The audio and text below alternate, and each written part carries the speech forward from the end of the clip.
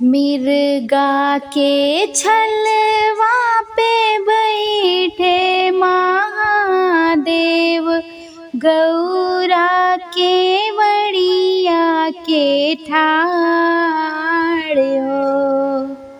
मिर्गा के छलवा पे बैठे महादेव, गौरा के वड़िया के ठाड़ हो। रहिया चलत के तू ही मोरे भैया, कवने बनिजिया के जाई हो। राजा हिमाचल जी जगी एक ठन ले, वन ही के नेवता हम जाई हो। राजा हिमाचल जी जगी एक ठन ले, वन ही के नेवता हम जाई हो। चली ना महादेव बबैया के जगिया, देखन सब के हो जाई हो। चली ना महादेव बबैया के जगिया, देखन सब के हो जाई हो। बिना हूँ बलौले जिन जइहो मोरी गौरा, नैहर में होई है अपमान हो। शिव के कहल गौरा एक नाही मानी, बाबा जगी देखन जाई हो। शिव के कहल गौरा एक नाही मानी, बाबा के जगी देखन जाई हो। पहिली डेवढ़िया गौरा नघ हो न पाई, होई गईल चरिया से भेंट हो। तुह का तो मोरी गौरा बाबा न बोलवले, बिनु रे बोलवले कैसे आई हो। तुह का तो ए गौरा राजा ना बोलवले, बिनु रे बोलवले कैसे आई हो। दूसरी डेहुड़िया गौरा लाग्यो न पाई, होई गईल भौजी से भेंट हो। दूसरी डेवढ़िया गौरा लाग्यो न पाई, होई गईले भौजी से भेंट हो।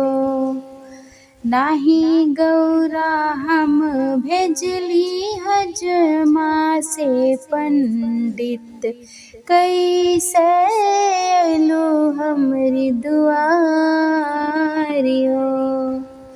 नाही गौरा हम भेजली हजमा से पंडित, कैसे आयलू हमरे द्वार हो। तीसरी डेवढ़िया गौरा लगहु न पाई, होई गईले अम्मा से भेंट हो। तीसरी डेवढ़िया गौरा लगहु न पाई, होई गईले अम्मा से भेंट। हो। छतिया ही लागी गौरा करेली रुदनवा, अम्मा रोयली छाती फाड़ हो। छतिया ही लागी गौरा करेली रुदनवा, अम्मा रोवेली छाती फाड़ हो।